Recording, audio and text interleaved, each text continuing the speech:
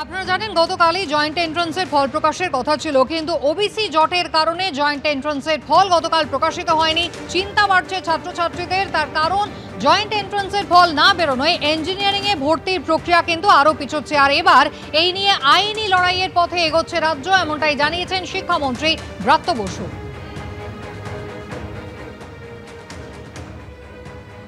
দেখুন, সুপ্রিম কোর্টের রায়ের পরে হাইকোর্টের যে অন্যরকম কিছু বিবেচনা হতে পারে সেটা আমাদের ধারণা ছিল না। তো আমরা সেটা আইনি পথেই যাব। আমরা খুব দ্রুত দেশের সর্বোচ্চ ন্যায়ালয়ের কাছে হয়তো আজকেই আমাদের মেনশন করা হবে। আর যে ক্যাপ যেটা অভিন্ন পোর্টাল সেটার ভর্তি এটা খুব দ্রুত হবে, খুব দ্রুত। এইটার জন্য একটা জট হলো এই হাইকোর্টের এই রায়ের জন্য, কিন্তু এটা আমার মনে হচ্ছে খুব দ্রুত আজকালের মধ্যেই সমাধান হবে।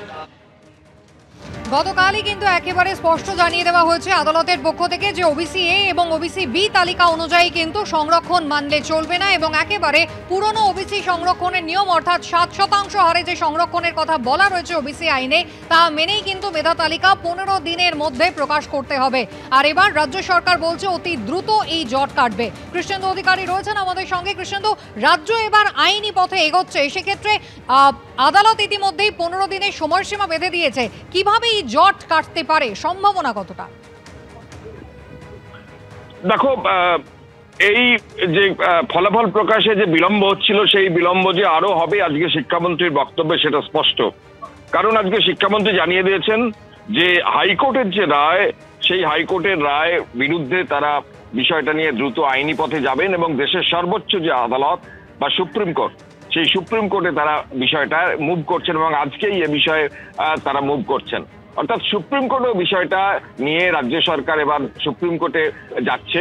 স্বাভাবিকভাবে হাইকোর্টের যে নির্দেশ, সেই নির্দেশের বিরুদ্ধে রায়কে চ্যালেঞ্জ করে সুপ্রিম কোর্টে যাওয়ার ফলে জয়েন্টের রেজাল্ট কবে বেরোবে তা নিয়ে আবার একটা অনিশ্চয়তা বা জট তৈরি হলো।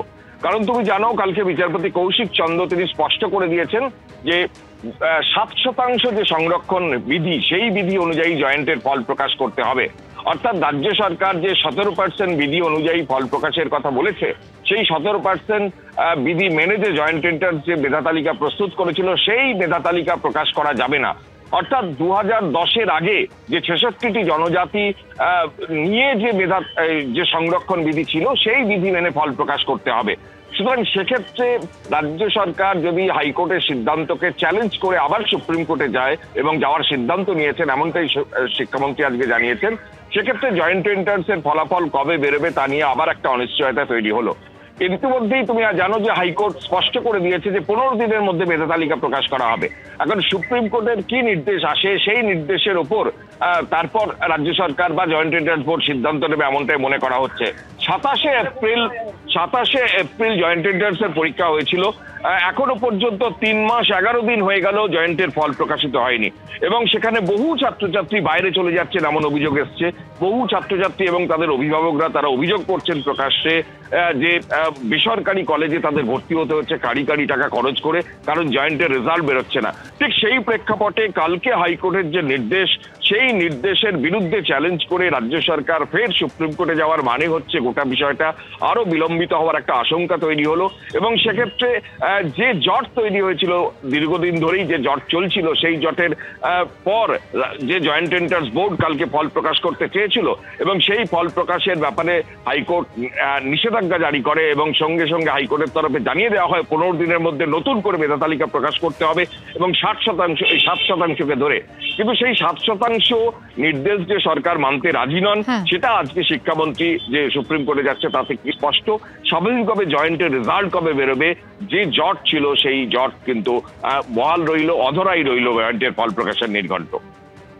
কৃষ্ণেন্দু, ধন্যবাদ।